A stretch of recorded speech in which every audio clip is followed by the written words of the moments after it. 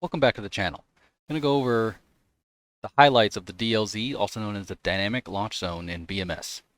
So when launching an AIM-120, you get some symbology on the right side here. It's called your Dynamic Launch Zone.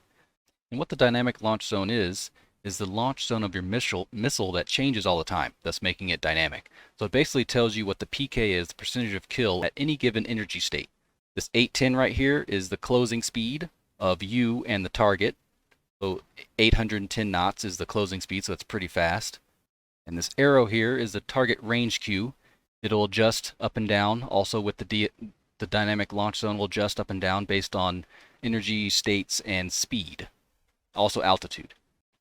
And this circle right here is the allowable steering error circle that you need to put this smaller circle, the attack steering Q, inside of to give the missile a better geometry to hit the target. So if he's beaming and you need to lead it, the steering Q will be over here, and you need to move the circle, error circle, over to it so it can be inside of it. Right now the attack steering Q has an X through it because I'm outside of our arrow, and we'll go over that in a minute. This arrow right here is the vector of the target that you're locked onto. Right now he is hot. If he wasn't hot, if he was cold, this arrow would be down here to the 6 o'clock. If he was beaming, it would be on the left, the 9 o'clock or the 3 o'clock position. So it's the aspect and vector they are towards you or away from you.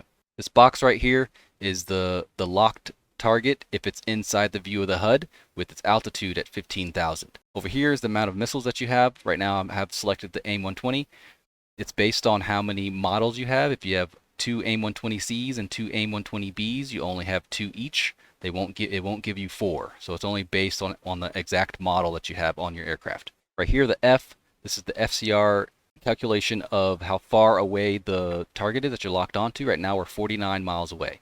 On the DLZ, there are stages that the target range Q will get to based on your altitude, speed of you and the bandit. So here, the DLZ will expand based on parameters that the jet has calculated. This first arrow right here is R arrow, range aerodynamic. It represents the maximum kinematic range of the missile. So if you shoot right here, I can't shoot yet because it's still X right here. So if you shoot after it passes this, your missile can still hit as long as the target does not move. If it moves in any way, turns left, turns right, turns around, it will defeat the missile. See, now I've gone a little bit further and the circle is now open. It does not have an X in there, so now I could shoot the missile. I am at R arrow.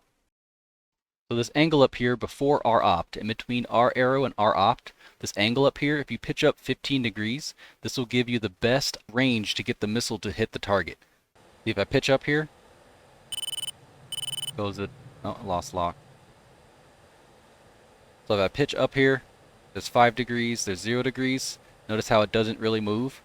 See, now I'm at R opt, so now if I pitch up 15 degrees, my caret, Q, will be right at R opt, giving you basically free distance to loft the missile. If I loft the missile, there's 5 degrees, there's 0 degrees, so just based off of that lofting, I got it all the way to R opt. And at R opt, you get some more symbology here. You have 17M. This is sometimes confused with M pole, but actually it's A pole when it goes active. So this means right here at 17M, I will be 17 miles away when the missile goes active, which in this case will be Pitbull, MPRF. This number up here is pre-shot. When I shoot a missile, some similar symbology will pull up down here. I also have a degrees up here, 30 degrees. This is the digital maneuvering Q. This is an angle that the bandit or the lock target needs to make to degrade the missile's hit criteria. What that actually means is that if the target turns 30 degrees, this will slow down the missile, thus giving it less maneuverability and less speed on termination when it hits the target. So the higher this number is, the less likely the bandit can get away. So over here, this is R pi. This is the same as R opt, but you have the missile be going a little bit faster when you shoot at this range. So it's the same thing, but without lofting. So as you can see, the allowable steering error circle gets larger because the amount of error that you can have is more because it gets closer and at a better shot than what it was before at a farther range. So I'm going to fox here.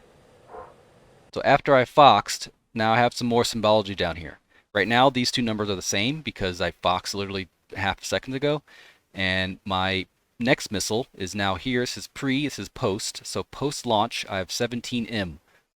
It's telling me that at 17 miles, my missile will be MPRF, which is Pitbull. This A right here is HPRF. It's the Husky. So the first stage of the missile being active. So you notice here how it has 17M. This is the missile that I shot, and this is the missile on the rail right now.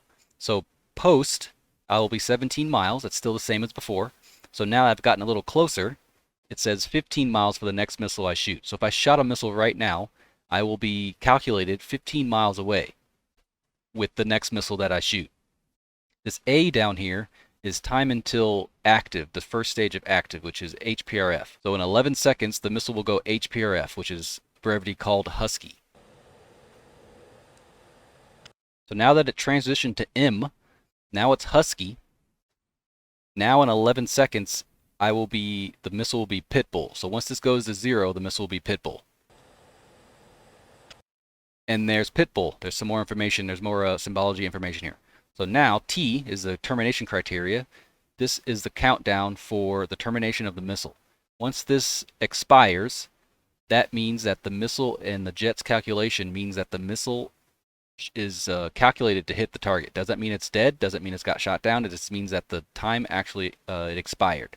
This F means that how far I will be to the target once it hits. So once the missile hits, I will be 12 miles away.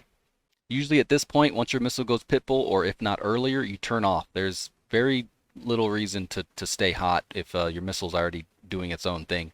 This next box right here, this bracket right here, so once the caret goes to this top of the box, this means that it's RTR, range, turn, and run. So this means that if the target turns and goes in the opposite direction, that means they will be unable to get away from it if that happens. If they weave back and forth, gain speed, decrease in altitude, this does not take into effect the calculations when that happens.